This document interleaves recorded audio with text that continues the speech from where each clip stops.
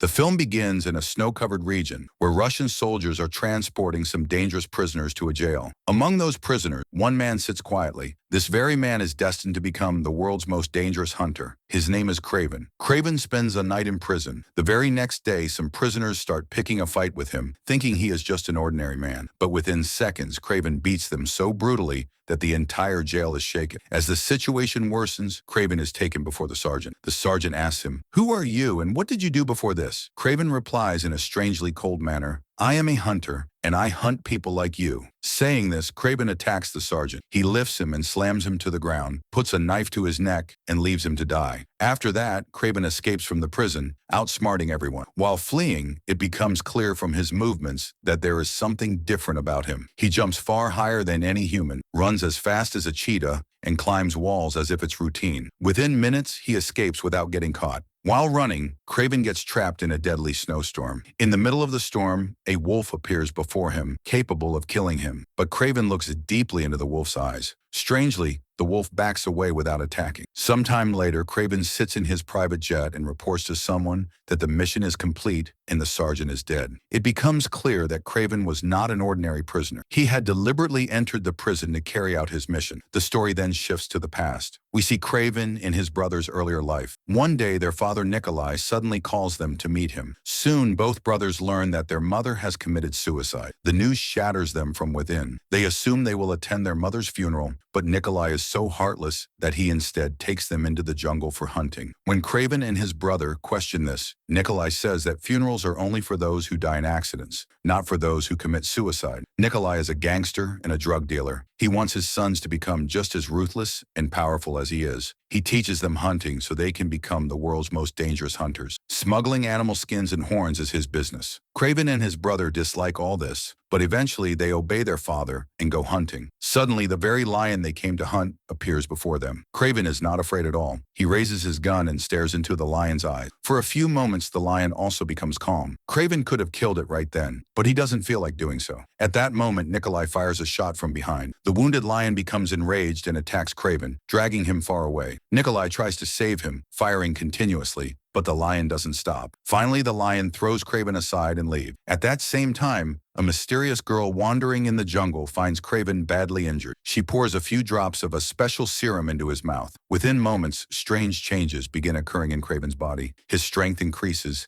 and his body starts healing itself. Soon after, a rescue team arrives and takes Kraven to the hospital. Before leaving, the girl silently places a small card in Kraven's hand. In the hospital, Kraven's condition is extremely critical. Doctors even declare him dead. But minutes later, Kraven suddenly comes back to life in front of everyone. Upon regaining consciousness, he sees the card in his hand. At the same time, Nikolai and Kraven's brother arrive at the hospital. His brother is overjoyed to see him alive. Although Kraven survives, he is not fully recovered. Still, Nikolai forcibly brings him home from the hospital. At home, Nikolai shows Kraven a surprise, the dead lion that attacked him. Seeing this breaks Kraven's heart. He becomes furious and tells his father that they should not have killed the lion. This only angers Nikolai further, and he pushes Kraven away from his life. Kraven goes to his room, packs his belongings, takes the card with him, and leaves the house that same night. His brother sees him leaving and tries to stop him, but Kraven does not turn back. Kraven reaches a place where his mother used to take him during his childhood. As soon as he enters the jungle, several bulls charge toward him. Frightened, Kraven closes his eyes, but surprisingly, none of them harm him. When he opens his eyes, he sees a bull standing in front of him, protecting him. Kraven moves forward and reaches a beautiful place where he begins to live. He makes the jungle his home and the animals his family. One day, he sees a deer running. Kraven starts running after it in the same way. That's when he realizes that he now possesses animal-like powers.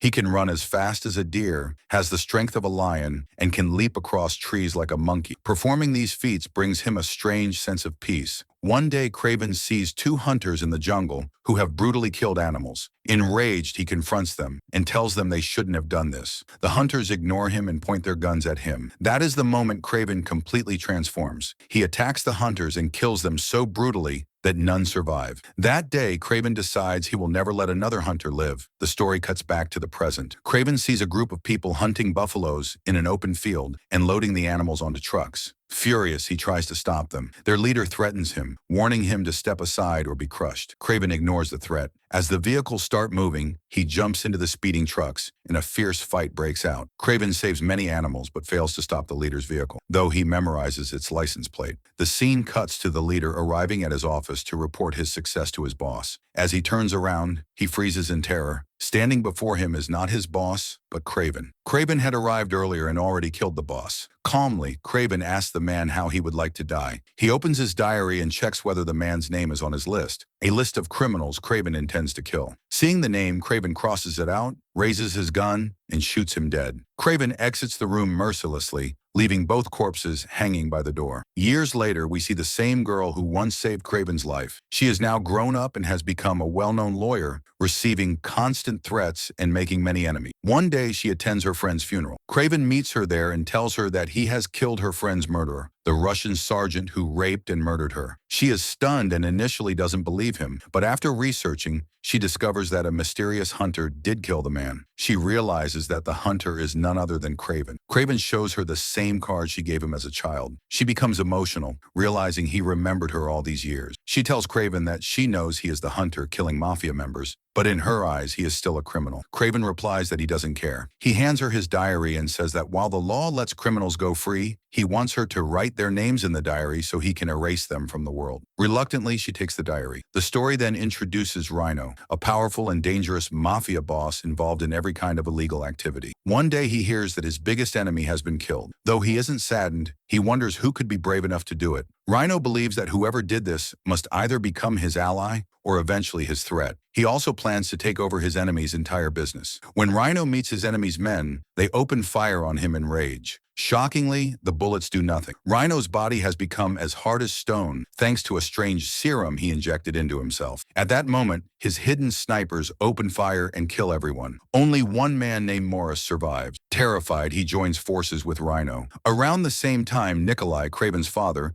calls Morris for a business deal, but in reality, Morris comes to kill Nikolai on Rhino's orders. At his signal, his men launch an attack, but Nikolai kills all of them. When Rhino hears this news, he goes mad with rage. Soon after, he also finds out who the man killing his enemies really is. He says nothing, but his expression makes it clear that he is planning something big. Next, we see Kraven leaping across rooftops to reach his brother, as it is his brother's birthday. The two celebrate at a club. Their father also arrives and tries to explain to Kraven why he distanced himself from the family, but Kraven remains unaffected. After the celebration, Kraven drops his brother home since he is heavily drunk. Just as Kraven is about to leave, his brother stops him and convinces him to stay. Kraven tries to sleep on the sofa, but due to his habit of living in the jungle, he can't fall asleep. He goes outside and sleeps in the garden instead. When he wakes up in the morning, he goes to wake his brother, but his brother is not in the room. There are bloodstains on the bed. It becomes clear that someone has kidnapped him. Kraven immediately rushes out. He spots the kidnappers and jumps down from the building to chase them. He tries to stop their vehicle, climbs onto it,